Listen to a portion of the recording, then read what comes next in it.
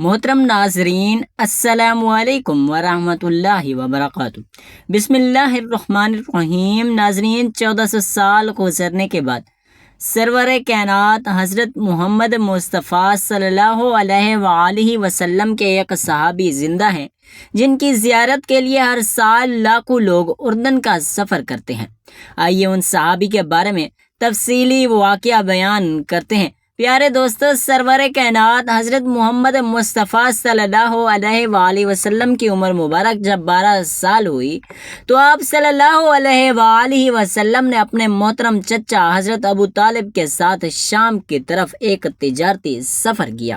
یہ ایک ایسا سفر تھا کہ جس نے پہلی بار اللہ کے آخری نبی حضرت محمد صلی اللہ علیہ وآلہ وسلم کو 12 سال کی عمر میں ہی کسی نے پہچان لیا اور کھل کر اعلان کر دیا گیا کہ یہ بچہ اللہ کا آخری نبی ہے۔ ناظرین، یہ واقعہ جامعہ ترمذی، مصنف ابن ابی شیبہ، تاریخ ابن عساکر، شیخ بخاری البدایہ والنہایہ، تاریخ تبریز، سیرت ابن ہشام، طبقات ابن سعد الہام، دلائل النبوت، سیرت حلبیہ اور خصائص کبریٰ میں کمی بیشی کے ساتھ صحیح اسناد سے مذکور ہے۔ محترم ناظرین، اہل قریش تجارتی مقاصد کے لیے دو بڑے سفر کرتے تھے۔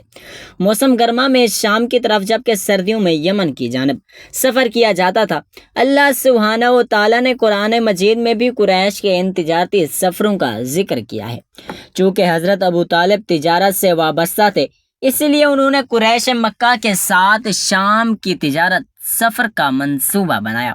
586 عیسوی کا واقعہ ہے اور اس وقت حضور اکرم صلی اللہ علیہ وآلہ وسلم حضرت ابو طالب کی زیر کفالت تھے، تو حضرت ابو طالب حضور اکرم صلی اللہ علیہ وآلہ وسلم کو بھی اپنے ساتھ تجارتی سفر پر لے گئے، جبکہ کچھ روایات میں یہ ملتا ہے کہ حضرت ابو طالب حضور اکرم صلی اللہ علیہ وآلہ وسلم کو مکہ سے باہر نہ لے جانا چاہتے تھے، کیونکہ وہ آپ صلی اللہ علیہ وآلہ وسلم کے بچپن کے معجزات سے واقف تھے اور انہیں یہ ڈر تھا کہ مکہ مکرمہ کے باہر کہیں کوئی یہودی گروہ آپ کو کوئی نقصان نہ پہنچا دے، اور دوسرا وہ آپ کو سفر کی مشکلات سے دوچار نہیں کرنا چاہتے تھے، کیونکہ حضرت ابو طالب حضور اکرم صلی اللہ علیہ وآلہ وسلم کو بھتیجا کم اور بیٹا زیادہ سمجھتے تھے۔ خیر، نبی کریم صلی اللہ علیہ وآلہ وسلم کے اصرار پر حضرت ابو طالب نے آپ کو شریک سفر کیا۔ قریش نے سفر شروع کیا اور سفر کرتے کرتے یہ قافلہ دمشق کے قریب بصرہ نامی مقام پر پہنچا، جہاں ایک گھنا درخت دیکھ کر سخت گرمی کی وجہ سے قافلے والوں نے کچھ دیر آرام کرنے کا فیصلہ کیا۔ اس جگہ سے کچھ فاصلے پر ایک گرجا گھر اور ایک عیسائی خانقاہ بھی موجود تھی، اور خانقاہ نے کچھ عیسائی راہب دنیا کر کے اللہ کی عبادت کیا کرتے تھے۔ ان عیسائی راہبوں میں سے ایک کا لقب بحیرہ تھا۔ بحیرہ کا اصل نام برجس یا جرجس تھا، لیکن آپ اپنے زیادہ علم اور زیادہ عبادت کی وجہ سے اسے بحیرہ کے لقب سے پکارا جاتا تھا۔ بحیرہ اپنی خانقاہ میں اس قریش کے قافلے کو آتا دیکھ رہا تھا۔ وہ حیران ہوا کہ اس قافلے کے کچھ لوگوں کے ساتھ ساتھ بادل کا ٹکڑا بھی چل رہا ہے۔ جس طرف وہ مڑتے ہیں تو بادل کا ٹکڑا اسی طرف کو مڑ کر ان پر اپنی چھاؤں کر دیتا ہے۔ اب جب یہ قافلہ اس درخت کے نیچے آرام کے لیے رکا تو بحیرہ نے دوسرے راہبوں کو کہا کہ اس قافلے کے لوگوں کو کھانے پر بلایا جائے۔ ایک روایت کے مطابق جب یہ قافلے والے اتر کر درخت کے سائے میں بیٹھنا شروع ہوئے تو نبی کریم صلی اللہ علیہ وآلہ وسلم چونکہ عمر مبارک میں سب سے چھوٹے تھے، چنانچہ آپ نے انتظار فرمایا کہ پہلے بڑے بیٹھ جائیں، پھر آپ کہیں تشریف فرما ہوں گے۔ سایہ کم تھا اور جگہ بھی، لیکن پھر اس درخت کی شاخیں پھیلیں اور آپ صلی اللہ علیہ وآلہ وسلم پر اپنا سایہ کر دیا۔ بحیرہ راہب نے دیکھا تو وہ اور بھی حیران ہوا کہ کیسے اس درخت کی شاخیں پھیل گئیں۔ جب بحیرہ کا بھیجا ہوا قاصد قریش کے قافلے میں پہنچا اور بتایا کہ سارے قافلے کو آج رات ہمارے گرجے میں دعوت ہے۔ تو قریش مکہ خوش ہوئے، جبکہ بعض سوچنے لگے کہ ہم تو ہر سال اس قافلے میں آتے ہیں، لیکن پہلے کبھی ہماری دعوت نہیں کی گئی۔ محترم ناظرین، روایت میں آتا ہے کہ بحیرہ انجیل اور تورات کا بہت بڑا عالم تھا، اور اس نے مقدس کتابوں میں اور صحیفوں میں آخری نبی کی آمد کے بارے میں پڑھ رکھا تھا، اور اس کا مقصد اس تجارتی شاہراہ پر بیٹھنے کا بھی یہی تھا کہ وہ یہ جان چکا تھا کہ اللہ کے آخری نبی صلی اللہ علیہ وآلہ وسلم کا گزر اس شاہراہ سے ہوگا۔ خیر، اہل قریش حضرت محمد مصطفیٰ صلی اللہ علیہ وآلہ وسلم اور دو لوگوں کو سامان کے پاس چھوڑ کر دعوت کھانے کے لیے عبادت خانے پہنچ گئے۔ بحیرہ چونکہ بہت بڑا عالم تھا اور وہ آخری نبی کی نشانیاں بھی جانتا تھا، اس لیے ان نشانیوں کو دیکھنے کے لیے اس نے جو دعوت شروع کی تو اپنے خدام کو کہا کہ ان سب لوگوں کے آگے کھانا میں خود رکھوں گا۔ چنانچہ بحیرہ نے خود سب کو کھانا کھلایا اور بہت حیران ہوا کہ ان میں تو وہ بندہ نہیں ہے جس کو میں تلاش کر رہا ہوں۔ جب سب کھانا کھا چکے تو اس نے قریش سے کہا کہ کیا تم میں کوئی ایسا شخص بھی ہے جو بچ گیا ہو، جس نے ابھی کھانا نہ کھایا ہو؟ وہ کہتے ہیں کہ محمد مصطفیٰ صلی اللہ علیہ وآلہ وسلم اور دو لوگ جو سامان کی حفاظت کر رہے ہیں وہ ابھی رہتے ہیں۔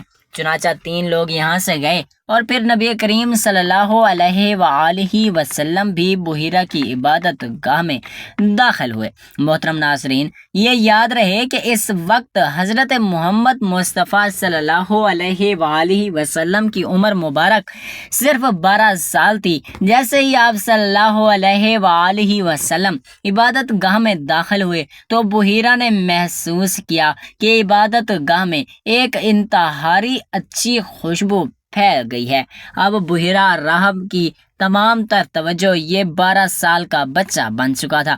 اہل قریش لات و عزیٰ کے نام سے کھانا شروع کیا کرتے تھے، جبکہ اس بچے نے کھانا کھانے سے پہلے لات و عزیٰ کا نام نہ لیا تھا۔ اس کے بعد بحیرہ نے دیکھا کہ اہل قریش بات بات پر لات و عزیٰ کی قسمیں کھا رہے تھے، جبکہ حضور صلی اللہ علیہ وآلہ وسلم خاموش تھے۔ بحیرہ آپ کی ذات مبارک میں نبوت کے شواہد نظر آ رہے تھے، لیکن وہ آپ صلی اللہ علیہ وآلہ وسلم سے کچھ سوالات پوچھنا چاہتا تھا کہ اس کا یقین تکمیل کو پہنچ جائے۔ بحیرہ نے نبی کریم صلی اللہ علیہ وآلہ وسلم سے کہا، میں تمہیں لات و عزیٰ کی قسم دیتا ہوں کہ جو میں پوچھوں گا اس کا صحیح جواب دینا۔ اس پر حضور نبی کریم صلی اللہ علیہ وآلہ وسلم نے فرمایا کہ میرے سامنے لات و عزیٰ کا نام مت لیں، مجھے جتنی شدید نفرت ان سے ہے اور کسی چیز سے نہیں ہے۔ یہ بحیرہ کے لیے ایک اور مضبوط دلیل تھی کہ بت پرست معاشرے میں آنکھ کھولنے والے اس شخص کو بتوں سے کس قدر نفرت ہے، جیسے حضرت ابراہیم علیہ السلام کو تھی۔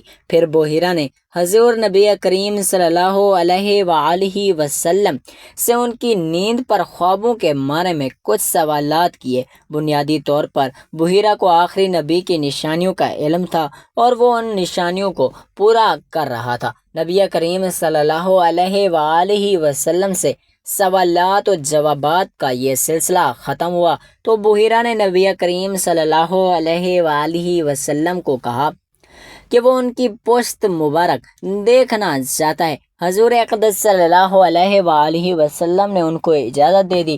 بحیرہ حضور اقدس صلی اللہ علیہ وآلہ وسلم کی پشت مبارک پر جب نبوت کی مہر دیکھ لی تو بحیرہ کا یقین مکمل ہو گیا کہ آپ ہی اللہ سبحانہ و تعالیٰ کے آخری نبی ہیں۔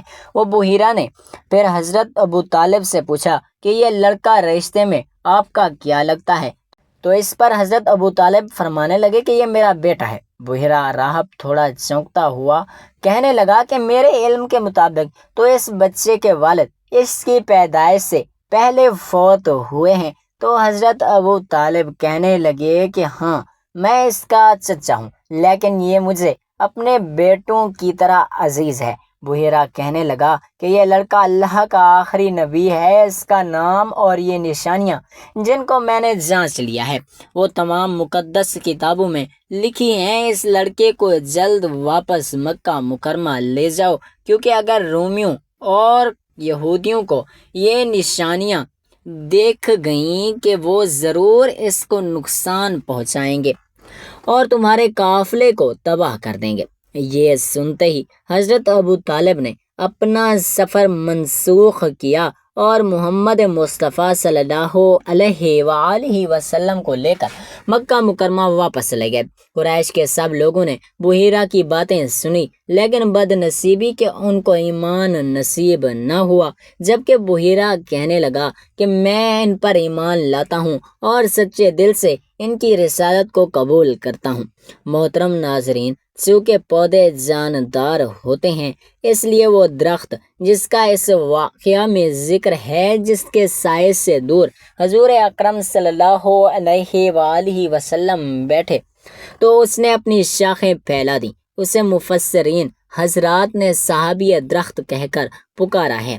1400 سال سے زائد کا عرصہ گزرنے کے بعد بھی یہ درخت وہ واحد جاندار چیز ہے کہ جسے نبی کریم صلی اللہ علیہ وآلہ وسلم زیارت کا شرف حاصل ہے۔